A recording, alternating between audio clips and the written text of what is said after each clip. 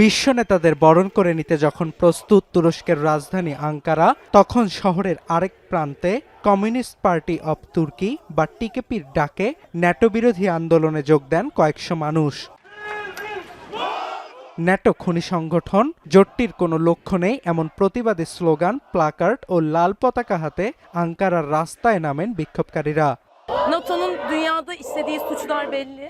Türkiye'de de bir sürü suça imza attılar, darbeler yaptılar.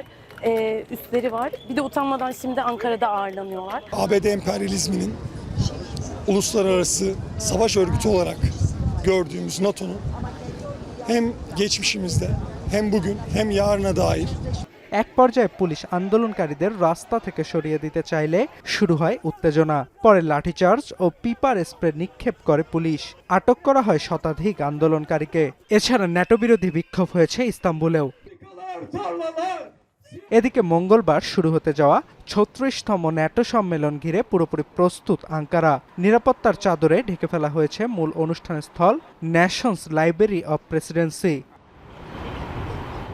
২ দিনের সম্মেলনে মার্কিন প্রেসিডেন্ট ডোনাল্ড ট্রাম্প ছাড়াও যোগ দেবেন জোটভুক্ত ৩২ দেশের নেতারা।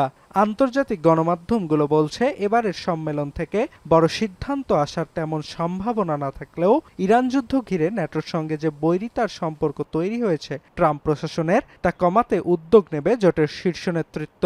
পাশাপাশি ১৯৪৯ সালে অনুচ্ছেদ ৫-এর আওতায় স্বাক্ষরিত প্রতিরক্ষা চুক্তি মেনে চলার বিষয়ে সদস্য রাষ্ট্রগুলো নিজেদের অবস্থান পুনর্ব্যক্ত করতে পারেন। ধারা অনুযায়ী জোটভুক্ত একটি দেশে আক্রমণ হলে তা অন্য সব দেশের ওপর আক্রমণ বলে বিবেচিত হয়।